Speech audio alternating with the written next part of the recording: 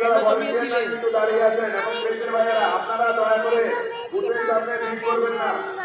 কেমন লাগছে সহযোগিতা করতে পেরে?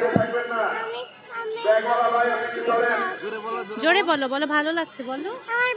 আমি ভালো লাগছে। ওখানে থেকে। কোথা থেকে এসেছো? আমি আমি বাংলাদেশের থেকে এসেছি।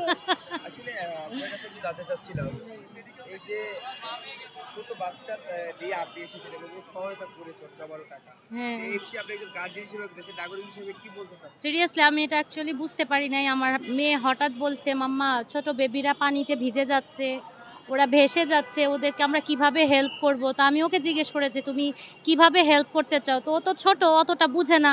বলে আমরা চলো মাথায় করে করে বেবিদেরকে নিয়ে আসি।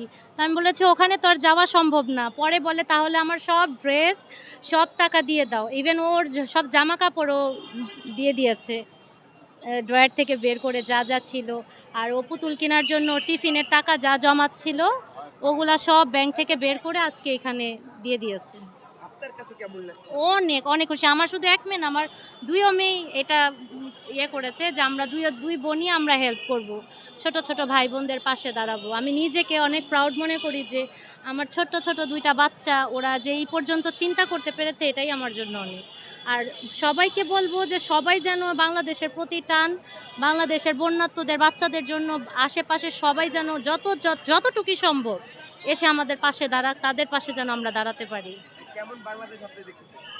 এখন তো স্বাধীন বাংলাদেশ বলছে, আলহামদুলিল্লাহ। এত যে একত্র হবে আমরা কখনো কল্পনা করিনি, আর এইরকম বন্যা এতটা পরিস্থিতি খারাপ আমরা কখনো দেখিনি। তবে এটাতে যে সবাই এইভাবে একত্রিত হবে আমরা কখনো কল্পনা করিনি, এটাতে আমরা অনেক খুশি, আলহামদুলিল্লাহ।